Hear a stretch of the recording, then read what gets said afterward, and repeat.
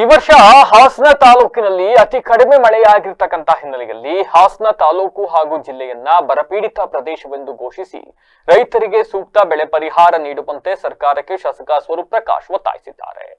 ನಗರದಲ್ಲಿಂದು ಸುದ್ದಿಗಾರರೊಂದಿಗೆ ಮಾತನಾಡಿರ್ತಕ್ಕಂಥ ಅವರು ಹಾಸನ ಜಿಲ್ಲೆಯಲ್ಲಿ ಭತ್ತ, ರಾಗಿ, ಜೋಳ, ಆಲೂಗೆಡ್ಡೆ, ಶುಂಠಿ ಸೇರಿದಂತೆ ವಿವಿಧ ಬೆಳೆಗಳನ್ನ ಬೆಳೆಯಲಾಗ್ತಾ ಇದೆ. ಅದರಲ್ಲೂ ಕೂಡ ಹಾಸನ ತಾಲೂಕಿನಲ್ಲಿ ಆಲೂಗೆಡ್ಡೆ, ಮೆಕ್ಕೆಜೋಳ ಹಾಗೂ ತರಕಾರಿ ಬೆಳೆಗಳನ್ನ ಬೆಳೆಯುವ ರೈತರ ಸಂಖ್ಯೆ ಹೆಚ್ಚಾಗಿದ್ದು, ಈ ಬಾರಿ ಅಲ್ಪ ಮಳೆಯ ಪರಿಣಾಮ ಬೆಳೆಗಳು ತೀವ್ರ ಹಾನಿಗೊಳಗಾಗಿದ್ದಾವೆ. ಸರ್ಕಾರ ಈ ಪರಿಸ್ಥಿತಿಯನ್ನ ಗಂಭೀರವಾಗಿ ಪರಿಗಣಿಸಿ ರೈತರಿಗೆ ಪರಿಹಾರ ನೀಡಬೇಕು ಅಂತ ಆಗ್ರಹಿಸಿದರು. ಇನ್ನು ಈ ಹಿಂದೆ ಆಲೂಗೆಡ್ಡೆ ಪ್ರಮುಖ ವಾಣಿಜ್ಯ ಬೆಳೆಯಾಗಿದ್ರೂ ಕೂಡ ಅಂಗಮಾರಿ ರೋಗದ ಕಾರಣದಿಂದಾಗಿ ರೈತರು ಅದರ ಬಿತ್ತನೆಯನ್ನ ಕಡಿಮೆ ಮಾಡಿ ಮೆಕ್ಕೆಜೋಳ ಬೆಳೆಗೆ ಹೆಚ್ಚಿನ ಒತ್ತು ನೀಡಿದ್ದರು. ಆದ್ರೆ ಇದೀಗ ಮೆಕ್ಕೆಜೋಳಕ್ಕೂ ಕೂಡ ಬಿಳಿಸುಳಿ ರೋಗ ವ್ಯಾಪಕವಾಗಿ ಕಾಣಿಸಿಕೊಳ್ತಾ ಇದ್ದು ಬೆಳೆ ಸಂಪೂರ್ಣವಾಗಿ ಹಾಳಾಗ್ತಾ ಇದೆ. ಪರಿಣಾಮವಾಗಿ ಜಿಲ್ಲೆಯ ಪ್ರಮುಖ ವಾಣಿಜ್ಯ ಬೆಳೆಗಳು ನೆಲಕಚ್ಚುತ್ತಾ ಇದ್ದು ರೈತರು ತೀವ್ರ ಸಂಕಷ್ಟಕ್ಕೆ ಸಿಲುಕಿದ್ದಾರೆ. ಈ ಹಿನ್ನೆಲೆಯಲ್ಲಿ ಮಳೆಯ ಕೊರತೆ ಹಾಗೂ ಬೆಳೆ ಹಾನಿಯನ್ನ ಆಧರಿಸಿ ಹಾಸನ ಜಿಲ್ಲೆಯನ್ನ ಬರಪೀಡಿತ ಜಿಲ್ಲೆ ಅಂತ ಘೋಷಿಸಬೇಕು. ಅಲ್ಲದೆ ಹಾನಿಗೊಳಗಾದ ಬೆಳೆಗಳಿಗೆ ತಕ್ಷಣ ಪರಿಹಾರವನ್ನ ಘೋಷಿಸಿ ಜಿಲ್ಲೆಯ ರೈತರನ್ನ ಸಂಕಷ್ಟದಿಂದ ಪಾರು ಮಾಡುವ ಕೆಲಸವನ್ನ ಸರ್ಕಾರ ಕೈಗೊಳ್ಳಬೇಕು ಅಂತ ಮನವಿಯನ್ನು ಮಾಡಿದ್ದಾರೆ. ಜುಲೈ ತನಕ ನಮಗೆ ಮಳೆ ಏನು ವಾಡಿಕೆ ಪ್ರಕಾರ ಆಗಬೇಕಾಗಿತ್ತು. ಕಳೆದ 10 ವರ್ಷದಿಂದ ಯಾವುದೂ ಕೂಡ ಈ ವರ್ಷದ ಒಂದು ಬರಗಾಲ ನೋಡಿರಲಿಲ್ಲ. ಈ ಸಂದರ್ಭದಲ್ಲಿ ಎಲ್ಲ ರೈತರು ಕೂಡ ಭಾಳಷ್ಟು ಅನಾನುಕೂಲ ಆಗಿದೆ.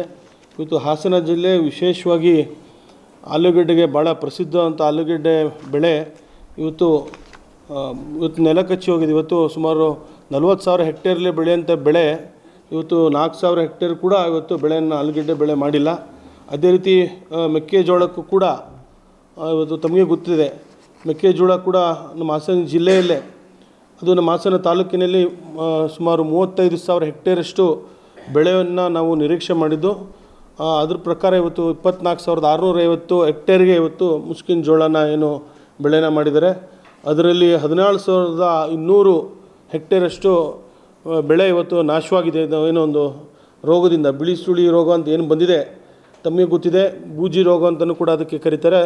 ಅದೇ ರೀತಿ ಈ ಒಂದು ರೋಗಕ್ಕೆ ತುತ್ತಾಗಿ ಸಂಪೂರ್ಣವಾಗಿ ಏನು ಬೆಳೆನೇ ಬರ್ತಾ ಇಲ್ಲ. ಅದನ್ನು ಜಾನುವಾರುಗಳ ಹಸುಗಳಿಗೂ ಕೂಡ ಕೊಡಬಾರ್ದು ಅಂತ ಏನು ಈಗಾಗಲೇ ಮಾಹಿತಿಯನ್ನು ಎಲ್ಲ ಅಧಿಕಾರಿ ವರ್ಗದವರು ಕೊಟ್ಟಿದ್ದಾರೆ.